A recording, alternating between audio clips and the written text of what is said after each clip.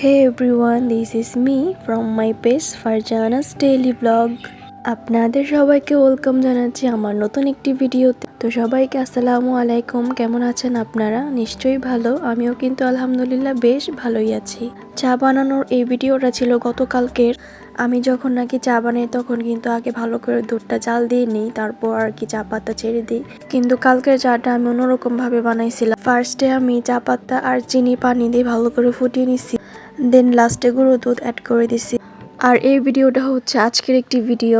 আমি আজকে সকাল সকাল ঘুম থেকে উঠে আমার সমস্ত কাজ কাম সেরে এরপর রেডি হয়ে আমি আর আমার হাজবেন্ড চলে গেছিলাম নিউ মার্কেটে। যেহেতু সামনে শীত চলে আসতেছে, এই জন্য শীতের জন্য আমরা কিছু কেনাকাটা করতে গেছিলাম। নিজের জন্য কিন্তু আমি কিছুই কিনি নাই, তারপরও ফাও আর কি ঘুরতে গেছিলাম তার সাথে। প্রিয় মানুষটার সাথে ঘুরতে কার না ভালো লাগে বলেন।